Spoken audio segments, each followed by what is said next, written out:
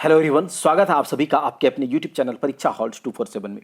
जैसा कि आप जानते हैं, हम जेएसएससी सीजीएल को टारगेट कर रहे हैं और जेएसएससी सीजीएल के पेपर 2 में अगर आपने खोरठा लिया है और खोरठा लेकर अपनी तैयारी को कर रहे हैं तो खोरठा पेपर 2 में 100 क्वेश्चन इसके आएंगे और इसका आपके मेरिट को यह बनाएगा। इसीलिए बहुत इंपॉर्टेंट है कि खोरठा का तैयारी कैसे करें, किस प्रकार से करें, इसको जानना जरूरी है।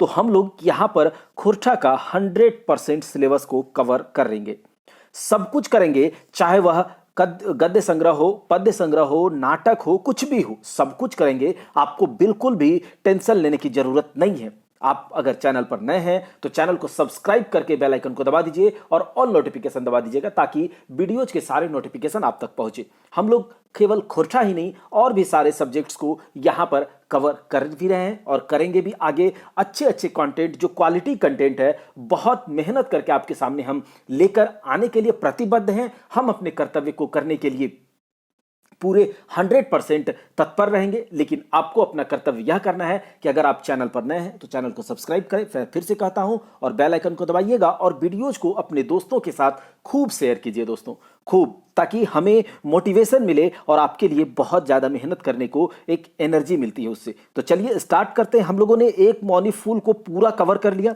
अच्छे से। एक मौनी फूल में जो 31 कविताएं हैं उसको अच्छे से देख लिया है। अगर आपने उन सारे कविताओं को देखा है तो आपको कोई भी इससे रिलेटेड एमसीक्यू आएंगे तो आप बना लेंगे। अगर नहीं देखे हैं तो आप इसको देखिए और इसके बाद आप उस प्लेलिस्ट में जा करके, एक मौनी फूल का प्लेलिस्ट में जा करके उसको बहुत अच्छे तरीके से सब कुछ करा दिया गया है, आप उसको देखिए। आपको कोई भी परेशानी नहीं होगी। चलिए स्टार्ट करते हैं। एक मौनी फूल का एमसीक्यू जो कि यह पार्ट 1 है, इसमें 10 कविताओं के एमसीक्यू हम करेंगे और साथ ही साथ लेखक के परिचय को भी करेंगे। तो चलिए स्टार्ट करते हैं और देखते हैं लेखक का परिचय और 10 कविताओं का एमसीक्यू।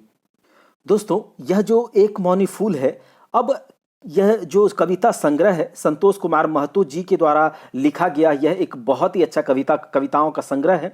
और इसमें जो 31 कविताएं हैं, आपको उन कविताओं के नाम याद रखने हैं, क्योंकि पूछ लिया जाएगा कि आपको यह जो कविता है किस कविता संग्रह से, एक मौनी फूल से या फिर दामोदर कोराय से, कोई ठेक पायदे खड़ी से या फिर कांखी गीत से। तो आपको यह भी याद रखना होगा कि कौन सा कविता किस कविता संग्रह से है। और दूसरा, उसके क्रम को अगर याद रखेंगे तो ठीक है, नहीं तो कोई दिक्कत नहीं है। लेकिन एक बार देखिए, इसमें 31 कविताएं हैं। पहला है प्रार्थना, हर हरि मिलन, धाधाइल मूसा, चंदनपुरा दर्शन, बैगन पोड़ा। अगर आपने देखा है हमारी मैंने जब इसे करवाया था कंप्लीट तो आपको ये सब याद होगा। बैगन पोड़ा, हमें तो हर से नाय किछु मांगबो, ईटा हकै कहाक न्याय, और नित गजगज करे काहे करे मोके, गाधेक बाप कहे हो तो, चमचा, पढ़वैया छोवा सबके, हमनी परिपाटी, दलाल, दुनियाएं पलट लो पूर्णाचार, टीभिक प्रचार, एखन 3 हाड़ीक, पानी एग हाड़ी भरनाय भरे, जे रखक से भक्कक, मर्दानी, हमें जे लागो घर भथुआ, सरस्वती मायक घर, पपीता खेती, हमनिक बोन झार संग नाता, चासाक छोवा, भेला बबुआन, बड़ी मायर, और एसो हतय बोड़ो नोनू मैट्रिक पास, और उसके बाद तेल मालिश, मुदा दागटा रही जाए, धान चोरी, ई बछर हतय, दादाक शादी, विपद बेलोबारी और विदाई। आपको यह कविता को इसीलिए देखना भी है क्योंकि कविताओं के जो लाइन्स हैं, पताएं जिसको कहा जाता है, वो भी पूछ लिया जाता है। तो आपको वह भी देखना है, समझना भी है, इसीलिए आप उसे देखिए, उसको एक बार जरूर देखिए। चलिए, इतना कविताएं हैं, अब हम लोग देखते हैं लेखक के बारे में। एक मौनी फूल के लेखक संतोष कुमार महतो जी हैं, जिनका जन्म 2 सितंबर 1930 ईस्वी को हुआ था। एक मौनी फूल कविता संग्रह के लेखक हैं संतोष कुमार महतो जी, जिनका जन्म हुआ था 2 सितंबर 1930 को। इनके पिता का नाम स्वर्गीय तालो महतो था और माता का नाम स्वर्गीय छूटू मनी देवी। वहीं पर इनके पिता का नाम तालो महतो, माता छूटू मनी देवी। इनका जन्म 2 सितंबर 1930 को हुआ था। इसका जन्म स्थान गंगजोरी, बोकारो, ठीक है, ग्राम और पोस्ट गंगजोरी, जिला बोकारो, झारखंड में। तो अगर आपसे पूछेगा कि संतोष कुमार महतो जी का जन्म स्थान कहाँ है, तो गंगजोरी, बोकारो में। इनकी शिक्षा जो हुई थी, एमए ज्योग्राफी से इन्होंने किया था 1957 ईस्वी में, एमए ज्योग्राफी से इन्होंने किया था 1957 ईस्वी में, और डीप इन एजुकेशन यानी कि डिप्लोमा एजुकेशन में इन्होंने किया था 1958 ईस्वी में। डिप्लोमा इन एजुकेशन इन्होंने किया था 1958 ईस्वी में। इनका जो पेशा था वह शिक्षण कार्य था, यानी कि इनका पेशा टीचिंग लाइन में थे। ये शिक्षण कार्य 1958 से अवकाश इन्होंने कब प्राप्त किया? तो 31 मार्च 1990 ईस्वी को, 31 मार्च 1990 ईस्वी को इनको अवकाश प्राप्त हुआ, यानी कि यह रिटायर्ड हुए 31 मार्च 1990 ईस्वी को। शिक्षण कार्य प्रारंभ कब से हुआ था? 1958 से, जब से इन्होंने डिप्लोमा इन एजुकेशन किया, उसके बाद से 1990 ईस्वी तक इन्होंने शिक्षण कार्य को इनका पेशा था। इनके अगर कार्य क्षेत्र के बारे में बात करें तो किन किन जगहों पर इन्होंने अपना सेवा दिया? तो यगोदा सत्संग आश्रम रांची, बांधडी उच्च विद्यालय बांधडी बोकारो, रामरुद्र उच्च विद्यालय चास बोकारो, डीवीसी उच्च विद्यालय तथा inter college Chandrapura Bokaro, DVC उच्च विद्यालय बोकारो थर्मल बोकारो, डीवीसी उच्च विद्यालय चंद्रपुरा से उप प्राचार्य के रूप में इन्होंने अवकाश ग्रहण किया 1990 ईस्वी में, 31 मार्च 1990 ईस्वी में। इनकी मृत्यु हो गई 24 नवंबर 2013 को। इनकी मृत्यु हो गई 24 नवंबर 2013 को। इनके लेखन का जो कार्य है, इन्होंने खोरठा, हिंदी, बांग्ला, अंग्रेजी, संस्कृत के विभिन्न विद्याओं में इन्होंने लेखन का कार्य किया। खोरठा, हिंदी, बांग्ला, अंग्रेजी, संस्कृत, तो यह आप जो भाषाएं हैं वह भी याद रख लीजिएगा कि इन भाषाओं में भी इन्होंने लेखन का कार्य किया। वहीं पर इनको अन्य भाषाओं का ज्ञान जो था, संथाली, कुरमाली, पंच परगनिया, मगही, नागपुरी, भोजपुरी एवं मैथिली, इन भाषाओं का भी इन्हें ज्ञान था। भविष्य की इच्छा थी इन्हें देश विदेश भ्रमण शिक्षण, मतलब देश विदेश घूम घूम कर इन्हें शिक्षण करना भविष्य की इच्छा थी। लेखन, रचनात्मक कार्य, कृषि कार्य, वृक्षारोपण, गो मतलब गाय वगैरह का मानव सेवा, सत्संग तथा धर्माचरण, तो यह इनका भविष्य की इच्छाएं थी। अब हम लोग देखते हैं कि एक बार फिर से महतो जी का जन्म हुआ था 2 सितंबर 1930 को। इनके माता का नाम तालो महतो, पिता का नाम तालो महतो, माता का नाम छोटूमणि देवी। जन्म स्थान था गंगजोरी, बोकारो, झारखंड।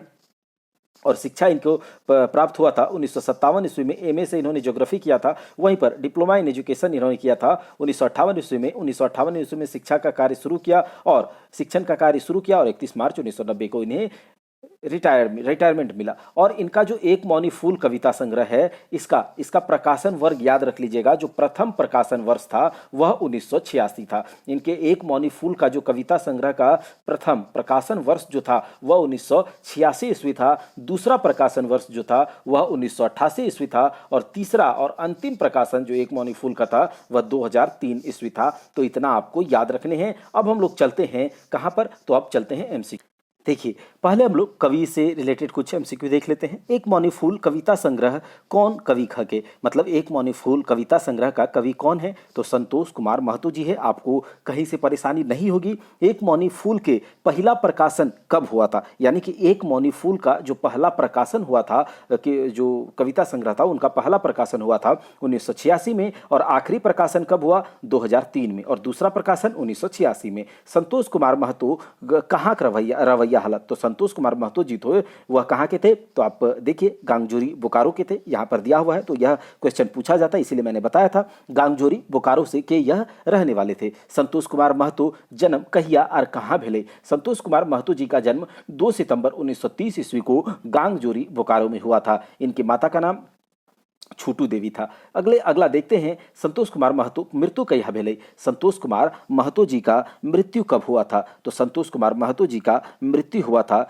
2013 ईस्वी में। संतोष कुमार महतो जी का मृत्यु हुआ था 2013 ईस्वी में, जो कि हमने देखा था। संतोष कुमार महतो पेशा से की हला? तो संतोष कुमार महतो जी पेशा से शिक्षक और किसान थे। याद रखिएगा, यह संतोष कुमार महतो जी पेशा से शिक्षक और किसान थे। आप इनकी कविताओं में जो एक मौनी फूल कविता है, इसमें आपने देखा होगा कि संतोष कुमार महतो जी सब कोई को किसानी करने के लिए, खेती करने के लिए बहुत जोर दे रहे हैं। संतोष कुमार महतो के शिक्षा की हले? तो एमए भूगोल, जो कि हमने देखा है। संतोष कुमार महतो कहाँ से रिटायर करला? देखो, यह इंपॉर्टेंट हो जाता है कि रिटायर वह कहाँ से किए थे। तो डीवीसी उच्च विद्यालय चंद्रपुरा बोकारो से उन्होंने रिटायरमेंट लिया था। उन्हें अवकाश मिला था कहाँ से? तो डीवीसी उच्च विद्यालय चंद्रपुरा बोकारो से। और आपको याद होगा, जब संतोष कुमार महतो जी का जो कविता संग्रह एक मौनी फूल का लास्ट कविता था विदाई, उसमें वह रिटायरमेंट पर ही विदाई ले रहे थे और लोगों को कह रहे थे कि संजीव भाई भूल नहीं जाइएगा, जो अगला आने वाला कौन है, जो अगला शिक्षा नीति आने वाला है, जो नया शिक्षा नीति आने वाला है, भूल नहीं जाइएगा, असेसमेंट वगैरह। तो आपने अगर सुना है तो बहुत आपको आसानी होगी करने में। आगे देखिए कि जो संतोष कुमार महतो कहिया सेवानिवृत्त भला? तो 31 मार्च 1990 को संतोष कुमार महतो जी क्या होते हैं? यह सेवानिवृत्त होते हैं। हमने देखा था इससे पहले, ठीक है। अब देखिए, हर हरि मिलन ककर कविता लगई। अब यहाँ से स्टार्ट होता है हमारा जो कहानी, जो कविता संग्रह है, कविताओं के एमसीक्यू, तो चलिए हम लोग उसको अच्छे से देखते हैं, एक एक चैप्टर वाइज उसको देखते हैं। थोड़ा सा इसको देख लेते हैं, इससे कुछ इंपॉर्टेंट है कि एखन तक, अभी तक सबसे ज़्यादा बार जो छपने का कीर्तिमान कौन से खोरठा कविता संग्रह का नाम है। तो अभी तक सबसे ज़्यादा बार यानी कि 3 बार, 1988 में, 1986 में और 2003 में 3 बार छपने का कीर्तिमान जो है वह एक मौनी फूल को हासिल है। अगला है संतोष कुमार महतो मूल रूप से क्या थे। तो संतोष कुमार महतो जी जो हैं वह मूल रूप से कवि थे, ठीक है। संतोष कुमार महतो खोरठा के कई गो किताब देलहत, यह भी इंपॉर्टेंट है, याद रखिएगा कि संतोष कुमार महतो खोरठा के 2 किताब दिए थे। याद रखिएगा, संतोष कुमार महतो खोरठा के 2 किताब दिए थे। संतोष कुमार महतो लिखल अपन कविता संग्रह लागई। संतोष कुमार महतो के लिखा हुआ अपना कविता संग्रह कौन सा है। तो एक मौनी फूल, जैसा कि हम लोग जानते हैं एक मौनी फूल है। वहीं पर आगे देखिए संतोष कुमार महतो कौन किताब के संपादन करल हला। देखिए एक किताब का उन्होंने संपादन भी किया था, तो एडिटर भी थे, यह संपादक भी रहे हैं एक किताब के। तो आपको अगर एक मौनी फूल आपने देखा है तो वह मार करके आ जाइएगा, लेकिन बहुत गलत हो जाएगा। इन्होंने जिस किताब का संपादन किया था वह था एक पथिया डोंगल महुआ। एक पथिया डोंगल महुआ इंपॉर्टेंट था, इसीलिए मैंने इसे करा दिया। अब हम लोग करेंगे उसके एमसीक्यू चैप्टर वाइज। यह पहला चैप्टर है प्रार्थना एक मौनी फूल का, उससे एमसीक्यू हम लोग देखते हैं। संतोष महतो प्रार्थना कविता कौन किताब गोछवल ये लिखे गेल है। तो बताइए कौन से किताब संग्रह में संतोष कुमार महतो का जो कविता है प्रार्थना लिखा गया था। तो एक मौनी फूल में पहला ही कविता है, ठीक है। इसी तरह से आपको याद भी रखना है एक मौनी फूल के पहल संस्करण कौन बछरे छपल है। तो बताइए कौन सा वर्ष इसका पहला संस्करण आया था। 1986 में आया था। एक मौनी फूल कविता गोछे कई गो कविता है, आप जानते हैं, अगर आप अच्छे से पढ़े हैं, अच्छे से जानते हैं तो आप मार्क कराइएगा। 31 कविताएं हैं उसमें। प्रार्थना कविता जो है कवि जी भगवान से की मांगल है। जो प्रार्थना कविता है, अगर आपने देखा है, कविता को अच्छे से सुना है, तो आप सारे का जवाब दे देंगे। क्या प्रार्थना कर रहे हैं भगवान जी से प्रार्थना कविता के अंदर। तो आपन कर्म में रहत रहे के, मतलब अपने कर्म में लीन रहे सब कोई, ऐसा मांगा था ना। हाँ, अपन धर्म में रत रहे के, मतलब अपने धर्म में अपने कर्म में सब कोई लीन रहे, मनुष्य से भेदभाव ना करे। यह सब प्रार्थना जो है कवि जी प्रार्थना कविता के माध्यम से भगवान से कर रहे थे। तो इसका क्या हो जाएगा, सभे। प्रार्थना कविता लेताई रे सब ले फर्क बात बताता है, बोल रहे हैं कि प्रार्थना कविता के अंदर जो है इन चारों ऑप्शन में से कौन सा ऐसा बात है जो इस कविता के अंदर नहीं है, नहीं कहा गया है, नहीं मेंशन किया गया है। तो देखिए सबके खून का रंग एक है। तो ऐसा कहा गया था कि देखिए सबका खून का रंग एक है, फिर क्यों लोग आपस में लड़ते करते हैं, ऐसा हमने बताया था ना। हाँ, सभी धर्म एक है, सब धर्म एक है, सबका खून एक है, कण कण में भगवान है, यह सब कुछ बताया था इस कविता के माध्यम से, प्रार्थना कविता में कहा गया था। लेकिन सबके चमड़े का रंग एक है ऐसा नहीं बताया था, यानी कि इसका डी ऑप्शन सही हो जाएगा। सभी चामे का एक ही रंग है, इसका डी ऑप्शन सही हो जाएगा। अगर आपने कविता को अच्छे से सुना है तो आप आसानी से इसका आंसर कर पाएंगे। हर हरि मिलन, अगला क्या है, हर हरि मिलन। ये कविता से की उपदेश मिला है। कहता है हर हरि मिलन कविता से बताइए क्या उपदेश मिलता है। तो अशांति एकला पवाई, शांति एकला पवाई, दुओ अलग अलग पवाई, शांति और अशांति एके ठीन रहो है। कहता है कि इस कविता से क्या उपदेश मिलता है। देखिए हर हरि मिलन में क्या था कि जो हर यानी कि शिव जी और जो हरि यानी कि विष्णु जी के माध्यम से इस कविता के माध्यम से उपदेश देना चाहते हैं संतोष कुमार महतो जी कि आप शांति अगर ढूंढने जाओगे तो आपको कहीं शांति नहीं मिलेगी, और शांति और अशांति एक ही साथ रहता है। तो टेंशन नहीं लीजिए, खेलिए कूदिए और अच्छे से अपना जिंदगी बिताइए। तो इसका सही जवाब हो जाएगा ऑप्शन डी, शांति अशांति एके ठीन रहो है। ई कविता हर केकरा कहल गेल है। बताओ ई हर हरि कविता में हर किसको कहा गया है। तो हर कहा गया है शिव जी को। मनेक शांति की है, बताइए मन का शांति क्या है इस कविता के। तो शांति अशांति दुओ फरक पवाई, शांति अशांति दोनों फरक है, ठीक है, पाया जाता है। अशांति छूचे गरीब घरे हवई, बड़े घर छूचे शांति हवई। तो सब, इसका जवाब क्या हो जाएगा, सब हो जाएगा, ठीक है। अब देखो क्या है कि शिव और विष्णु सवारी क्रम रूपे बतावा। शिव और विष्णु के जो सवारी क्रम है वो किस तरीके से है। गरुड़ साढ़ है या फिर साढ़ गरुड़ है, साढ़ उल्लू है या फिर गरुड़ सिंह है। तो इसका सही जवाब हो जाएगा शिव और विष्णु का। शिव जी के जो वाहक है थे, वाहक पर अपने दोनों वाहक पर वाहन पर चलला और दोनों एक दूसरे से रास्ते में मिलते हैं, कविता में हमने देखा था। तो इसका हो जाएगा साढ़ और गरुड़। आप लोग तैसे जानते होंगे इसे। हर हरि मिलन कविता केकर लिखल लागे। जो हर हरि मिलन कविता है वो एस के महतो का है, एक मौनी फूल के अंदर है। तो एस के महतो ऐसा यानी कि संतोष कुमार महतो जी का है। वहीं पर ये कविता है हर के कर प्रतीक लागे। तो इस कविता में जो हर जिस का जो जिक्र किया गया है शिव जी का, तो वह किसका प्रतीक है? एक बाप एक दूगो बेटा, मतलब एक बाप का दो लड़का है, एक बेटा तेज है, एक बेटा चाला, एक बेटा मूर्ख है, ऐसा करके। और गोदा काम करे, मतलब जो गोदा काम नहीं करता है, जो मूर्ख है, जो जिसका शरीर भारी हो गया वो काम नहीं करता है, और एक चालाक जो है वो घूमते रहता है मयूर के पीछे पीछे। तो ऐसा हमने देखा था। तो इसमें क्या हो जाएगा, जो हर है वह सबका प्रतीक है यहाँ पर, इस तरह से सबका। ठीक है, अब देखिए धाधायल मूसा यानी कि बदमाश मूसा, यानी कि बदमाश प्रवृत्ति का मूसा, यानी कि बहका हुआ मूसा। इसके बारे में हमने देखा था ना, अगर नहीं देखा है आपने तो जाइए प्लेलिस्ट में और देखिए अच्छे से। देखिए ये कविताएं मूसा केकर प्रतीक है बताइए। तो इस कविता में मूसा जो कहता है, अरे धाधाइल मूसा काट के खा लिए मेरा जो लौकी और ये सब का जो लगाए थे लत वगैरह, मैंने जो लावा लतर है उसको लगाया था, उसको काट करके खा गया रे धाधाइल मूसा। तो इस कविता के माध्यम से झारखंड के जो बाहर के लोग हैं, जो यहाँ के सरल स्वभाव वाले लोगों को लूट करके खाते हैं, इसको अच्छे से मतलब इस तरह से करते हैं। तो यहाँ पर इस कविता में जो मूसा का प्रतीक है वह झारखंड से बाहर के लोगों का है। यहाँ पर है लोवा लतर केकर प्रतीक है बताइए। लोवा लतर जो है वह जो लौकी का जो लत है वह किसका प्रतीक है इस कविता के माध्यम से? तो झारखंड एक सरल आत्मनिर्भर अर्थव्यवस्था के, झारखंड एक जटिल परावलंबी अर्थव्यवस्था के, या फिर ए और बी दोनों, और ऐसा कोनो प्रतीक न। तो इस कविता में जो लवा लतर है वह प्रतीक है झारखंड के सरल आत्मनिर्भर अर्थव्यवस्था का। यानी कि झारखंड में लोग को कहा गया है, कवि कहते हैं कि यहाँ का जो अर्थव्यवस्था है,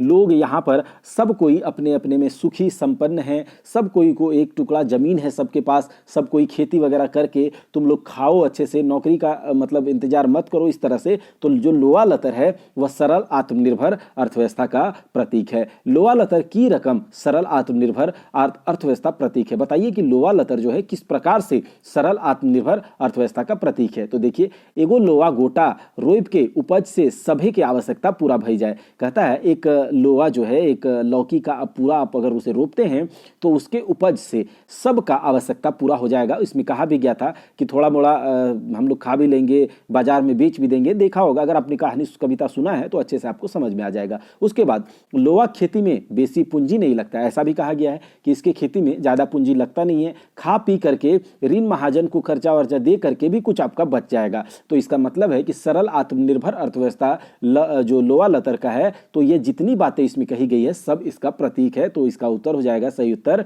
डी ऑप्शन हो जाएगा, यानी कि ये सभी बात है।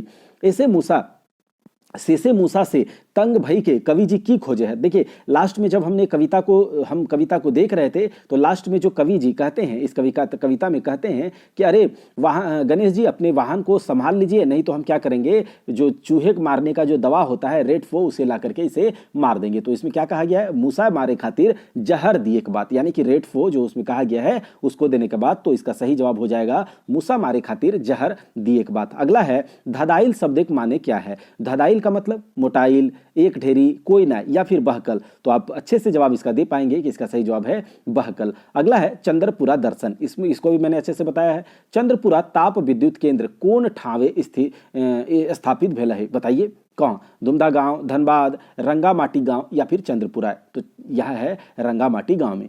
सीटीपीएस कौन प्रतीक है खकई।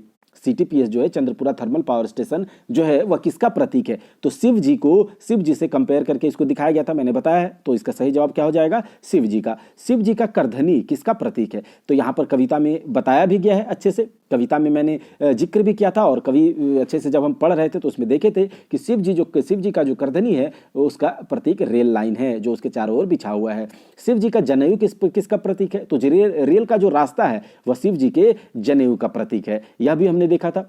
कहाँ के ऋण से, मतलब किस जगह के ऋण से सीटीपीएस यानी कि चंद्रपुरा थर्मल पावर स्टेशन की स्थापना हुई थी? तो यह अमेरिका के ऋण से, यह भी कविता में जिक्र हुआ था बहुत अच्छे तरीके से। तो आप जाइए कविता को देखिए अगर देखा नहीं है, लेकिन अगर देखा है तो सब कुछ आप कर पाएंगे। जंगल झाड़ किसका प्रतीक है? तो शिव जी का जटाजूट का। तो इसका सही जवाब हो जाएगा ऑप्शन ए, शिव जी का जटाजूट का। तो अगर आपने कविता अच्छे से सुना है तो आप किसी भी एमसीक्यू में नहीं फंसेंगे, आप यहाँ पर देख भी रहे होंगे। ठीक है, अगला है बैगन पोड़ा, यानी कि जला हुआ बैगन। ठीक है, इसके बारे में भी हम लोगों ने देखा था कि बैगन पोड़ाई। तो बैगन पोड़ाई कौन कौन सामान मिलावल जाहत, कहता है कि बैगन जला करके उसमें कौन कौन सा सामान मिलाया जाता है, तो सरसों तेल मिलाया जाता है, ठीक है, उसके बाद मिर्ची, नून यानी कि नमक, सब कुछ मिलाया जाता है उसमें। हम लोगों ने देखा था कविता के माध्यम से, कविता में देखा था बैगन भरता लेता रे कौन टा गलत है कहीं, बताइए इसमें कौन सा गलत है कि बैगन भरता जो है, जो बैगन का जो उसको जो पोड़ा के जला करके बनाते हैं उसको अच्छे से, कहता था कि एक अपने बागान में एक बैगन को लगाइए, कच्चा कच्चा जो बहुत छोटा खिच्चा बैगन होता है उसको तोड़ करके लाइए जिसमें कि कठोर बीज ना हो। तो यह हमने देखा था ना कविता में, तो आप आसानी से इसका उत्तर दे पाएंगे। इसका कौन सा ऑप्शन होगा? पौष्टिक हवो है, क्या यह गलत है? तो नहीं। ताजा रहो है, हाँ यह सही है, ठीक है, गलत नहीं है। सुस्वादी यानी कि स्वादिष्ट भी रहता है, यह भी सही है, लेकिन गरिष्ठ या फिर कुपाइच रहो ये गलत है इसमें। तो इसका सही जवाब क्या हो जाएगा कि बैगन भरता लेता रे कौन टा गलत है, तो गरिष्ठ या फिर कुपाइच रहो है। कविता प्रयोग भेल उठान शब्द माने की है। देखियो कविता में प्रयोग हुआ था उठान शब्द का, इसका मतलब हमने बताया भी था कि अंगना होता है इसका मतलब। बैगन भरता किसका प्रतीक है? तो झारखंड के सरल सहज पौष्टिक खान पान का प्रतीक, आत्मनिर्भर खान पान का प्रतीक, या फिर सुपाच्य या सुस्वादी का प्रतीक। तो ये सारे के सारे का प्रतीक है बैगन भरता। तो इसका सही जवाब हो जाएगा ऑप्शन डी, इस सभी के। बैगन भरता बनवेक में कौन सामान घरे नाय उपजो है, कहता है बैगन भरता बनाने में जो हम लोग यूज करते हैं इसमें से कौन ऐसा सामान है जो घर में नहीं उपजता है। तो नून घर में उपजते हैं, जो नमक है वो घर में तो नहीं उपजता है, तो इसका सही जवाब हो जाएगा नून। बैगन पोड़ा के कर से बेस होवे है। तो इस कविता में बताया गया है कि की करते जिलपी और पेड़ा, ऐसा हमने पढ़ा था ना। तो लड्डू से, जलेबी से, पेड़ा से, सब से बैगन के भरता को, बैगन को जो पोड़ा करके या जला करके हम बनाते हैं तो वो सबसे अच्छा है। यह कवि संतोष महतो जी ने कहा है इस कविता में। कवि जी कौन ऐसा भोजन के बारे में मालूम नहीं थे, तो कवि जी को किस ऐसे भोजन के बारे में मालूम नहीं था। तो आलू चॉप के बारे में भी इसमें जिक्र हुआ है, पकौड़ी के बारे में भी जिक्र हुआ है, पेड़ा के बारे में भी जिक्र हुआ है, लेकिन पूड़ी तरकारी के बारे में इसमें जिक्र नहीं हुआ है। तो इसका सही जवाब हो जाएगा पूड़ी तरकारी। ठीक है, अच्छा लग रहा है ना। हमें तोहर से नाय कुछ मांगबो, यह जो कविता है, अब यह कविता जो था इसमें हमने बताया भी था कि इस कविता को अच्छे से हमने देखा है। हमें तोहर से नाय कुछ मांगबो, तो इसमें क्या है, यह कविता किस भाव का कविता है, इसका मूल भाव क्या है, कैसा है यह कविता है, हंसी मजाक वाला कविता है, उपदेश देने वाला कविता है, या फिर फिंगाटी। फिंगाटी का मतलब होता है तंज कसने वाला या फिर एक तरह का व्यंग्य। ठीक है, तो यह कविता कैसा है, तो एक तरह का व्यंग है समाज के ऊपर, जो कि लड़की के शादी में जब उसके रिलेशन को उसका शादी ठीक किया जाता है, तो जब उसका देखा देखी होता है, जब लोग आते हैं देखने के लिए, तो वहां पर बात जब चलता है दहेज का, तो कहता है हम तो आपसे कुछ नहीं लेंगे, बस ये दे दीजिए, हम आपसे कुछ नहीं लेंगे, बस वो दे दीजिए। तो यही है, एक व्यंग है समाज के ऊपर। अब देखिए, कवि ई कविताएं के कर ऊपर फिंगाटी करल गेल है। कवि जो है इस कविता के माध्यम से किसके ऊपर व्यंग कसते हैं, तंज कसते हैं, तो वर का बाप, यानी कि पहला जवाब हो जाएगा, पहला ऑप्शन सही हो जाएगा, वर का बाप। ये कविताएं समधी शब्द की माने राखल गेला है। कहता है इस कविता में समधी शब्द का मतलब क्या रखा गया है। हम लोग कहे थे ना, हम लोग कविता में देखे थे ना कि तोय हमर समकंधी, तो इसका सही जवाब क्या हो जाएगा, ऑप्शन नंबर बी, समान कंधा वाला, यानी कि समकंधी समधी होता है। तोहर ऊपर हमर जे की जे टान एहे खातिर दिलह यो ध्यान। क्या इस कविता को जब आपने सुना था तो क्या हमने नहीं कहा था कि तोहर ऊपर हमर की जे टान एहे खातिर दिलह यो ध्यान। यहाँ टान मतलब क्या, मैंने बताया भी था कि अट्रैक्शन, आकर्षण, लगाओ, खिंचाओ, तो सब कुछ यहाँ पर टान का मतलब है। तो इसका सही जवाब हो जाएगा सभे। अगला है ईटा हकई कहाँ के न्याय। अगला जो कविता है इसका एमसीक्यू हम लोग देखते हैं, तो इसका क्या है, ईटा हकई कहाँ के न्याय, बताइए यह कहाँ का न्याय है। इस कविता में यह कविता किसके द्वारा लिखा गया है, तो यह कविता जो है संतोष कुमार महतो जी के द्वारा लिखा गया। कोई दिक्कत नहीं, आपको याद रखना होगा, ईटा हकई कहाँ के न्याय, ये एक मुनि फूल का कविता है और यह संतोष कुमार महतो जी के द्वारा लिखा गया है। अब बताइए इस कविता में कौन समस्या के राखल गेला है। कहता है इस कविता में कौन सा समस्या को रखा गया, तो बेटी का शादी के बारे में। ईटा हकई कहाँ के न्याय, बेटी का शादी हम कैसे करेंगे, बताइए, ऐसा ऐसा है। और लोग जो नाटा लड़का है वो लंबी लड़की खोज रहा है, जो पढ़ा लिखा नहीं है वो पढ़ी लिखी लड़की खोज रहा है, जो बिजनेस करता है वो नौकरी वाली वाइफ खोज रहा है। तो बताइए यह कहाँ का न्याय है। तो इस कविता में बेटी की शादी के बारे में समस्या के बारे में बखान किया गया था। ये कौन भाविक कविता, बताइए, फिंगाटी है, उपदेशात्मक है, कोई न्याय, या फिर विचार प्रधान। तो बताइए यह जो कविता है कौन सा कविता है, ईटा हकई कहाँ के न्याय, यह किस तरह का कविता है। तो यह भी जो है यह फिंगाटी तरह का कविता है। ये कौन शैली में लिखल लिखल गेल है। तो यह जो कविता है यह हाम शैली में यानी कि मैं शैली में लिखा गया है, ठीक है, याद रहेगा। अब है नित गजगज काहे करे मोके। यह जो कविता था इसका देख लेते हैं, इसे कुछ रिलेटेड एमसीक्यू। तो गजगज करे माने की हवा है, गजगज करने का मतलब क्या होता है। तो गजगज यानी कि कचकच के बारे में हमने देखा था, ठीक है। ये कैसन कविता लागे, तो यह जो है किस प्रकार का कविता है, बताइए कि यह जो कविता है वह सामाजिक है, धार्मिक है, पारिवारिक है या फिर काना पतियारी है, आपको बताना होगा। यह कविता है यह किस प्रकार का है, सामाजिक है, नहीं, यह जो था इसमें यह पारिवारिक झलक है इस कविता में, यानी कि पारिवारिक टाइप है कि जो गजगज करते रहता है, नित गजगज काहे करे मोके। तो इसमें जो है परेशान होकर, कचकच से परेशान होकर, झगड़ा क्लेश से परेशान होकर जो यहाँ पर शिकायत किया जा रहा है परिवार में, ठीक है, कि जाकर के उसको समझाइए ताकि वह मुझसे कचकच ना करे। कही सुनी बुझाई दिया, मतलब कह सुन करके उसे समझा दीजिएगा। ओके, नित गजगज काहे करे मोके, मतलब उसको जो है सुन करके समझा दीजिएगा कि वह काहे मुझसे कचकच करता है। तो यहाँ पर मोके का कौन कारक का शब्द है, जैसे कि मोके मुझसे क्यों कचकच करता है, तो यहाँ पर क्या है, मुझसे कचकच, तो कर्म कारक है, ठीक है, कर्म कारक, तो यहाँ से यह हो जाएगा। जब हम लोग व्याकरण पढ़ेंगे तो वहाँ और अच्छे से समझेंगे। गधा के बाप कहे हो, तो अगला है गधा के बाप कहे हो। तो कवि के अनुसार ई युग में बाँची रहे खातिर की बात कहा है। कहता है गधा के बाप दिन के रात कहे हो, तो भवासीन के बहिन माने हो, तो छगरी के गोड़े तेल दिए हो। तो ये सारे के सारे बात कहा था कि अगर इस युग में बच करके रहना है तो आपको गधा का बाप कहना होगा, दिन को रात कहना होगा, भवासीन को बहिन मानना होगा और उसके बाद छगरी को गोड़ तेल देना होगा। तो ये सब कुछ कहा था। कवि समाज में की विसंगति देखवल है। कहता है मरद भई ढेकी चाकते और जनी भई लाठी धरे है, और मान मर्यादा छोड़ देल मने को गुमान मने रख के बरसाती बैंक से टरटर करके कांधे छाता है बेग लई के घुरे के। तो ये सारे के सारे विसंगति की बात कवि इस कविता में कहते हैं। अगर आपने कविता को अच्छे से सुना है तो आपको कोई कन्फ्यूजन नहीं होगा, नहीं तो आप कन्फ्यूज हो जाएंगे। तो आप कविता सुनिए जरूर। यह कविता का यह जो कवि समाज में क्यों विसंगति देखा, तो इसका सही जवाब हो जाएगा ऑप्शन डी, यानी कि सभे। मनेक बात मनेक राखी के, आंखी के लोर आंखें मारी के, काने सच बात सुनी के, मुंह उलूप दिए हो। तो मतलब ताला लगाना होगा, लॉक लगाना होगा। ई पाता, यह जो लाइन्स है वह यह कौन से कविता में कहा गया है, बताइए। तो गधा को बाप कहना होगा, यही वाला कविता में कहा गया था। आपने अगर सुना है तो अच्छे से अच्छा आपको मतलब आप कर पाएंगे इसे। और यह जो गधा को बाप कहना होगा यह भी एक व्यंग्यात्मक कविता है, यानी कि फिंगाटी भाव का कविता है। फिंगाटी मतलब व्यंग तंज होता है, ठीक है, और एक यथार्थवादी झलक है समाज का। यह इसमें जो झलक किसका दिखता है, यथार्थवादी का, यह भी आप याद रखिएगा। अगला जो लास्ट कविता है मतलब इस पार्ट का, चामचा यानी कि 10वां नंबर का, इसके एमसीक्यू को देखेंगे और एक और पार्ट लेकर के आएंगे जिसमें कि पूरा हम लोग एमसीक्यू उसमें देख लेंगे। तो 2 पार्ट में पूरा इसके एमसीक्यू को देख लेंगे और हम लोग जो एक मॉनिफुल से जो भी क्वेश्चंस आएंगे अब हम लोग करने लायक हो जाएंगे। उसके बाद हम लोग दामोदरे कुराय कोयठे पाइदेक खड़ी और फिर आंखी गीत करके इसको पूरा कवर करेंगे और इसके एमसीक्यू को भी देखेंगे। तो आप टेंशन बिल्कुल ना ले, सब कुछ यहाँ पर कराया जाएगा। जो चामचा कविता है यह भी, इसका भी भाव है फिंगाटी भाव का, यह भी एक तंज कसने तरह का है कि सब जगह आजकल आपको चमचा देखने को मिलेगा। अगर आप चमचाई करते हैं तो आपको प्रमोशन मिलेगा, आपके घर द्वार सब जगह अच्छा हो जाएगा। आपके घर में अगर लक्ष्मी देवी का वास मतलब होगा ही, चाहे आपके घर में सरस्वती का नाश हो जाए फिर भी आपके घर में लक्ष्मी का वास होगा। तो चलिए देखते हैं।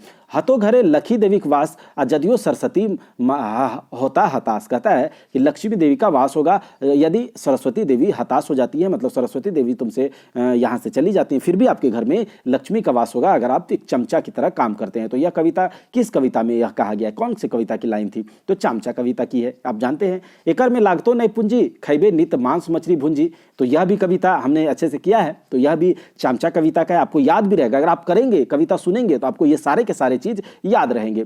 मालिक जखन जखन जखने जखन हो तो सेटिस्फेक्शन, धाए दाए हो तो प्रमोशन, यह भी इसी कविता का लाइन है, तो चामचा कविता का है। तो यह जो था हम लोग 10 कविता के यानी कि 10 तक कविता जो है चामचा तक, इसको हमने एमसीक्यू के माध्यम से भी देखा और इसको अच्छे से हमने बहुत शानदार तरीके से समझा भी है कविता के माध्यम से। और अब जो हम लोग आगे क्या करेंगे, एक पार्ट में इसको और लेकर के आएंगे और यह पूरा खत्म हो जाएगा। इसके बाद हम लोग कोई ठेक पैदेक खड़ी और दामोदर कुराय और फिर आंखी गीत करेंगे, क्योंकि आंखी गीत जो है उसमें 72 कविताएं हैं, उसको हम 20-20 कविता करके एक बार में 20-20 कविता हम लेकर के आएंगे उससे रिलेटेड। एक ही बार में हम उसको 20 कविताओं का एक एक पार्ट करके लेके आएंगे और 3 पार्ट में उसे हम कवर कर देंगे, ठीक है। 3 पार्ट या फिर 4 पार्ट लगेगा, ज़्यादा से ज़्यादा 4 पार्ट लगेगा और उसे हम पूरा कवर कर देंगे और उसके बाद उसके एमसीक्यू को लगा लेंगे। तो आप बिल्कुल निश्चिंत रहें। आप अगर चैनल पर नए हैं तो चैनल को सब्सक्राइब करके बेल आइकन को दबा दें और आप अपनी तैयारी में मगन रहें। हम मिलते हैं नेक्स्ट वीडियो में और ऐसे ही कुछ कंटेंट के साथ, किसी और सब्जेक्ट के साथ। आपको खोटा की तैयारी कैसी करनी है उससे रिलेटेड भी वीडियो हम लेकर के आएंगे। तो आप अपनी तैयारी करते रहें और जय हिंद, जय भारत।